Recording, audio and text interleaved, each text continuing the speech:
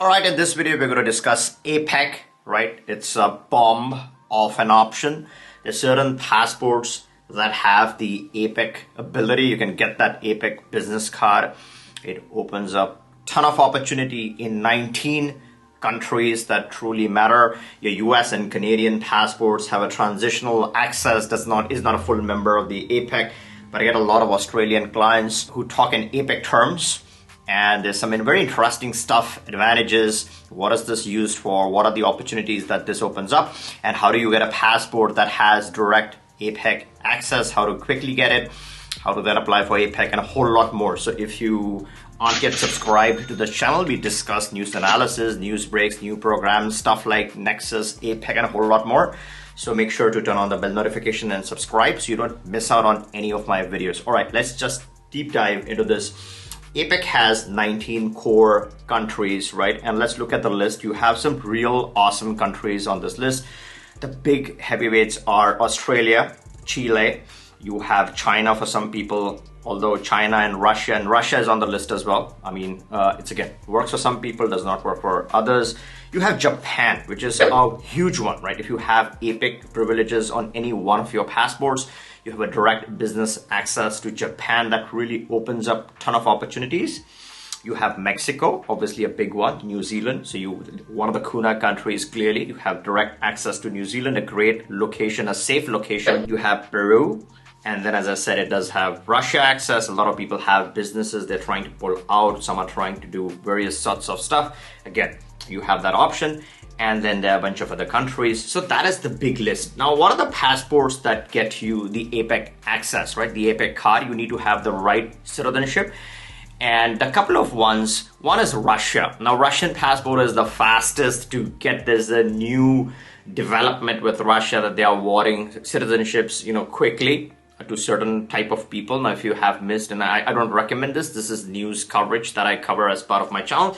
If you've missed my coverage on the Russia option, what is this whole passport program? Why are they awarding citizenships that quickly?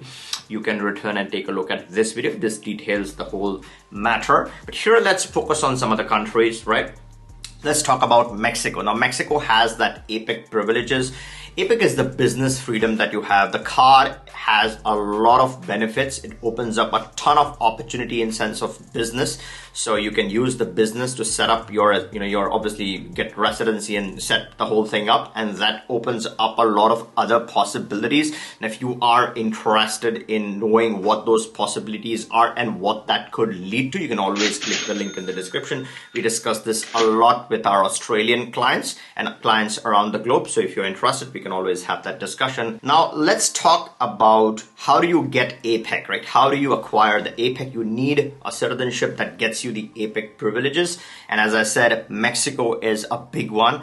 To qualify for Mexico, a lot of people don't realize they already qualify for the Mexican option. You start off with a temporary residency. It's very, very easy to qualify for a temporary residency when you compare this with some of the other options. This residency is flexible. So a lot of people are worried, hey, I can't spend too much time outside, but this is a flexible residency. So when it comes to spending time, the control is with you. Towards the end, of course, you got to have some minimum physical presence to then apply for citizenship.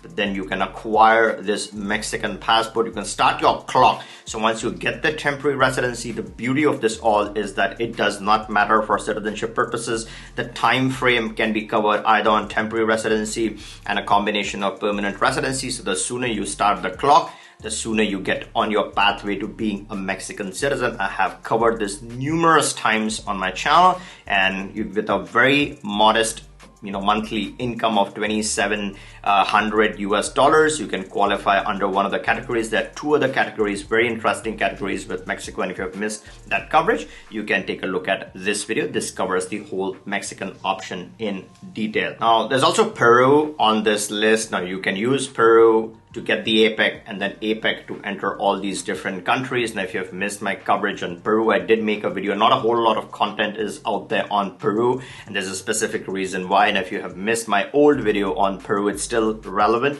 You can return and take a look at this video. This talks about the whole Peruvian option. The fastest you can get a Peruvian citizenship is 2 years. Obviously, there's some criteria that you got to satisfy. So you can take a look at that video and you can get knowledge on the whole Peruvian citizenship process. You also have Chile on this list right now. Chile, like Mexico, takes 5 years for citizenship. The time frame, the wait period is 5 years. Mexico is much more easier and flexible than Chile, right? But if you're looking for the best of the best, then the Chilean passport is one of the top 5 passports, in my opinion, the strongest Latin passport. If you're willing to put in some residency in Chile, then that gets you that beautiful, hot looking red Chile passport. And it also has the same APEC privileges. The best passport, or the easiest one in my opinion, is still the Mexican one. But let's say you're already on your pathway to Mexico, you have options in Peru, you have options in Chile if you are willing to put in the hard work in those countries. Now let's talk about the biggest advantage of the APEC. You have access to South Korea and Japan. So let's say you pick up a passport, it gives you all the exotic access, it gets you the APEC privileges, and then you have access to 2 solid, hot solid, rock solid Asian markets. South Korea doesn't really get better than that. Japan on the other side, again, the same deal. So think about this. You have access to Singapore, Japan, China, Russia, the list goes on really, Australia, New Zealand with that APEC, and you have business access. Now, this is no ordinary access. This is business access. And just think about the opportunities that this can open up for your future and the future of your family. And as I've covered earlier, we have attorneys in various locations. We can quickly get you up and running with any of these options that we advertise, we talk about. If you like this video, give me a thumbs up, make sure you're subbed, and catch you in the next one.